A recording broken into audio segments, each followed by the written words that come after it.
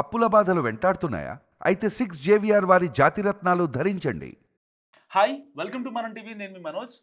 So దాదాపుగా సంవత్సరంన్నర shooting తర్వాత ఓజీ సినిమా రిలీజ్ అయింది. సో ఏడాది ఒక వైఫల్యం ఉంది. దాని ఎఫెక్ట్ ఏ మాత్రం కూడా లేకుండా వచ్చిన మోస్ట్ అవైటెడ్ మూవీయే ఓజీ. సో యువ దర్శకుడు సుజీత్ తెరకెక్కించిన ఈ సెన్సేషనల్ ప్రాజెక్ట్ పవన్ కళ్యాణ్ కెరీర్లోనే భారీ హైప్తో వచ్చింది. మరి ఆ హైప్ని ఈ సినిమా మ్యాచ్ చేసిందా లేదా అనేది ఈ వీడియోలో మీకు చాలా క్లియర్గా చెప్పే ప్రయత్నం చేస్తా. వీడియో స్కిప్ చేయకుండా మస్ట్గా మీ కామెంట్ మాత్రం నాకు కావాలి. అండ్ స్టోరీ పరంగా ఒకసారి మాట్లాడుకుందాం. ఒక 1 మినిట్లో చెప్పేస్తా స్టోరీ పరంగా ఏంటనేది. ఓవరాల్గా ఒక చిన్న వ్యూ చెప్తాను మీకు.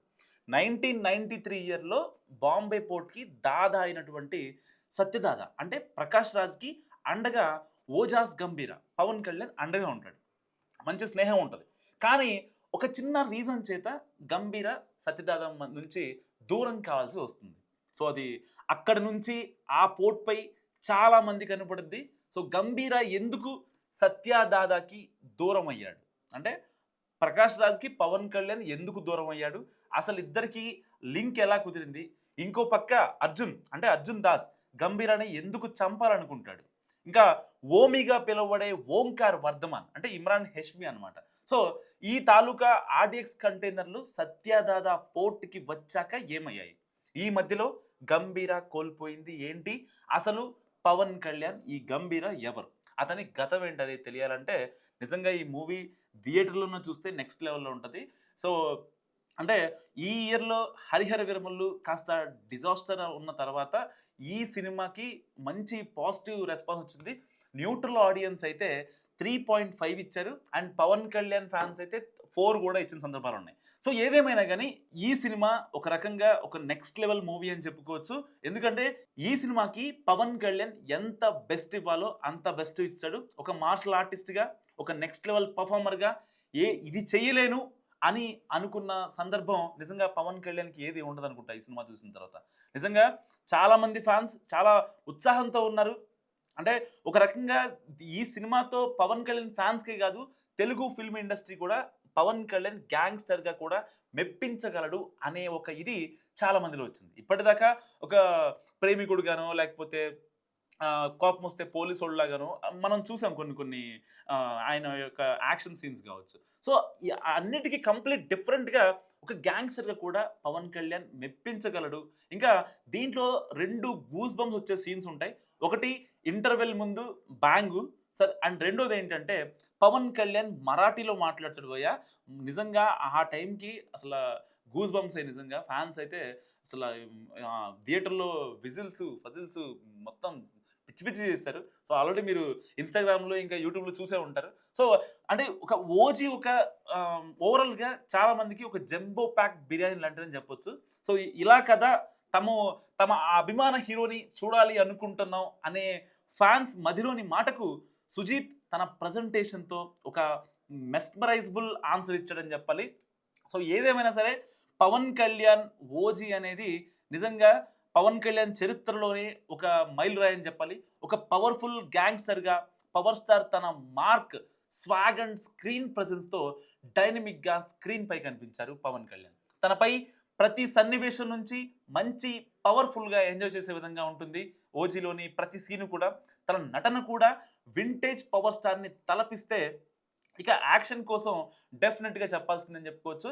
అండ్ మార్షల్ ఆర్ట్స్లో పవన్ కళ్యాణ్కి ఉన్న నైపుణ్యత ఏ పార్టీతో తెలుగు ప్రేక్షకులకు ప్రత్యేకంగా చెప్పాల్సిన పని లేదు. సో నిజంగా చాలా చాలా బాగుంది. పవన్ కళ్యాణ్ ఫ్యాన్స్ ఇప్పటికే 2-3 సార్లు కూడా టికెట్లు బుక్ చేసుకుంటున్నారు. ఇటీవల హరిహర వీరమల్లుని తలపించి ఓజీ వచ్చింది కాబట్టి ఒక సాలిడ్ యాక్షన్ ఎపిసోడ్స్తో అదరగొట్టారు దీంట్లో. ఇక ఈ సినిమా ఇంకా భిన్నం అయితే ఇందులోని పవర్ స్టార్ తన మ్యాజిక్ చూపించారని చెప్పాలి. ఒక సమురాయిగా అయితేనేం, ఒక బ్రూటల్ గ్యాంగ్స్టర్లు అయితేనేం, ఒక ఊచకోత తను స్క్రీన్ పై చూపించారని చెప్పుకుంటున్నారు ఫ్యాన్స్. సో పర్టికులర్గా తనపై డిజైన్ చేసిన ప్రతి యాక్షన్ బ్లాక్ మంచి స్టైలిష్గా ఫ్యాన్స్ని ఆశ్చర్యపరిచేలా ఉన్నాయి. సో ఒక రకంగా చెప్పుకోవాలి అంటే వింటేజ్ పవర్ స్టార్ మళ్ళీ కనిపించాడు ఓజీలో. అలాగే ఓజాస్ కంప్లీట్గా యాక్షన్లో దిగాక సీన్స్ కూడా ఫ్యాన్స్కి ఫీస్ట్ ఇస్తాయి. ఇక తనతో పాటుగా నటించిన హీరోయిన్ ప్రియాంక అరుల్ మోహన్ ఒకంత ఆశ్చర్యపరుస్తుంది అని చెప్పొచ్చు. తన నటన అయితే ఏమి పవన్ కళ్యాణ్‌తో కెమిస్ట్రీ కానీ ఇది వరకు చూసిన ప్రియాంకనా అన్నట్టు అనిపిస్తుంది. అండ్ ఇంకా పర్టిక్యులర్‌గా విలనిజం గురించి మాట్లాడుతుంటే విలన్‌గా ఇమ్రాన్ హష్మీకి సాలిడ్ సీన్స్ అయితే పడ్డాయి. తనకి సోలోగా మాత్రమే కాకుండా పవన్ కళ్యాణ్‌తో కూడా మంచి పవర్‌ఫుల్ సన్నివేశాలు దక్కాయని చెప్పుకోవచ్చు. ఇక వీరితో పాటుగా అర్జున్ దాస్‌కి మంచి రోల్ అయితే దక్కింది. తనకు చాలా ఇంపార్టెన్స్ ఇందులో కనిపించగా తనతో పాటుగా నటి శ్రేయా రెడ్డి కూడా సాలిడ్ రోల్‌లో కనిపించి అందరిని మెప్పిస్తుంది. ఇక నటుడు ప్రకాష్ రాజ్ సత్యదాదాగా ఎప్పటిలానే మంచి నటన కనబరిచారు. ఇంకా సెకండ్ హాఫ్‌లో సాలిడ్ స్కోర్‌తో సాగే సన్నివేశాలు మంచి హై ఇచ్చే యాక్షన్ బ్లాక్స్ ఆడియన్స్‌ని ఎంతగానో ఆకట్టుకుంటాయి. వీటితో పాటుగా సుజిత్ ఇచ్చిన తన సినిమాటిక్ యూనివర్స్ లింక్ నిజంగా సర్ప్రైజ్ కలిగిస్తుంది. ఇక మరో ఇంప్రెస్ చేసే అంశం ఇందులో కెమెరా వర్క్ అండ్ మ్యూజిక్ అని చెప్పాలి. ఈ 2 పార్ట్స్ మాత్రం సినిమాలో చాలా అంటే చాలా బాగున్నాయి. ప్రతి ఒక్కరు ఆ బ్యాక్‌గ్రౌండ్ బీజీఎమ్స్‌ని రింగ్ టోన్‌లుగా పెట్టుకుంటున్నారు. చాలామంది పదే పదే స్టోరీలు కూడా అదే మ్యూజిక్‌ని వాడుతున్నారు. సో, ఈ పర్టిక్యులర్ సినిమా విషయంలో మొదటి నుంచి చాలా మందికి ఒక క్లారిటీ అయితే ఉంది. ఆల్రెడీ అందరికీ తెలిసిన ఒక గ్యాంగ్‌స్టర్ బ్యాక్‌డ్రాప్ అందులో హీరోకి ఒక ఫ్లాష్ బ్యాక్ ఈ టెంప్లేట్‌ని అంతా ఫిక్స్ అయ్యారు. సో, అంటే ఒక పవన్ కళ్యాణ్ గ్యాంగ్‌స్టర్ అనే ఇదిలోనే జనాలు అందరూ హాల్‌కెళ్ళిపోయారు. సో, అలా ఊహించిన రీతిలోనే ఇందులో ప్లాట్ కూడా కనిపిస్తుంది. సో, మరీ కొత్తదనం కోరుకునేవారు డిసప్పాయింట్ అయితే కొంచెం అవుతారు. సో, అలాగే పవన్‌కి ఒక పవర్‌ఫుల్ ఫ్లాష్ బ్యాక్ ఎపిసోడ్ తప్పితే మిగతా అంశాలు మాత్రం చాలా రొటీన్‌గా కనిపించాయనే అనే మాట చెప్పడంలో ఏమాత్రం సందేహం లేదు. ఇక రొటీన్ రివెంజ్ యాక్షన్. సో, ఇంకా అంటే ఫ్లిక్స్‌లో యూకాజాలు, సమురాయ్ పాయింట్ తప్పితే ఇంకో అంశం పెద్దగా ఎక్సైట్ ఏమీ మనల్ని చేయదు. ఇక వీటితో పాటుగా సినిమాలో వావ్ అనిపించే సాలిడ్‌గా ఉండే ట్విస్టులు కావచ్చు, టర్నింగ్‌లు కావచ్చు, అలాంటివి ఎక్కడా కనిపించవు. బలమైన ఘర్షణ, ఇంకా ఏదో మిస్ అవుతుంది అన్న ఫీల్‌లోనే మనం ఉన్నంత సేపు కూడా కనిపిస్తుంది. సో, ఇవన్నీ కొంచెం ఒక రకంగా చిన్న చిన్న మైనస్ అనుకోవచ్చు.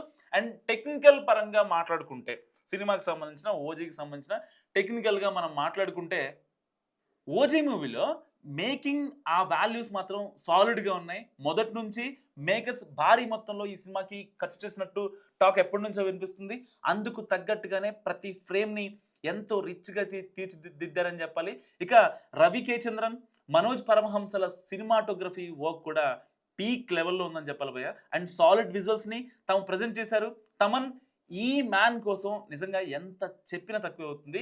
తను గట్టిగా డ్యూటీని చేశాడు సినిమా కోసం. ముఖ్యంగా సెకండ్ హాఫ్‌లో తమన్ మ్యాజిక్ బాగా ప్లస్ అని చెప్పుకోవాలి.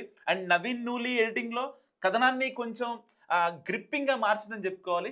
సో, ఒక రకంగా ఔట్ ఆఫ్ 5 టెక్నికల్‌గా ఇటు మ్యూజిక్ కావచ్చు, కెమెరా డీఓపీ కావచ్చు, ఏదైనా సరే ఔట్ ఆఫ్ 5కి 4 ఇవ్వచ్చు. అండ్ ఫైనల్‌గా దర్శకుడు సుజీత్ విషయానికొస్తే తన పవన్ కళ్యాణ్ ఫ్యాన్స్‌కి కావాల్సినంత సాలిడ్ ఎలిమెంట్స్‌ని బాగా డిజైన్ చేసుకున్నాడు. చాలా జాగ్రత్తగా గులాబీ మొక్క అంటుకట్టినట్టు చేసుకున్నాడు. అండ్ ఫ్యాన్స్‌కి కావాల్సిన ఒక ఫ్యాన్ బాయ్ ఫీస్ట్ అందించే క్రమంలో కథనం పరంగా మాత్రం ఇంకా స్ట్రాంగ్‌గా ప్లాన్ చేసుకుంటే బాగుండేదే అని అనిపించింది నాకైతే. అండ్ సినిమాటిక్ యూనివర్స్‌కి కూడా లింకులు లాంటివి బాగానే చేసుకున్నాడు. కానీ ఓజీకి నడిపించిన కథనంలో డోస్ సరిపోలేదని ఎక్కడో ఒక చివర అనిపిస్తూ ఉంటుంది. అండ్ కొంతమేర స్లోగా ఒక రేంజ్‌లో కొనసాగుతుంది.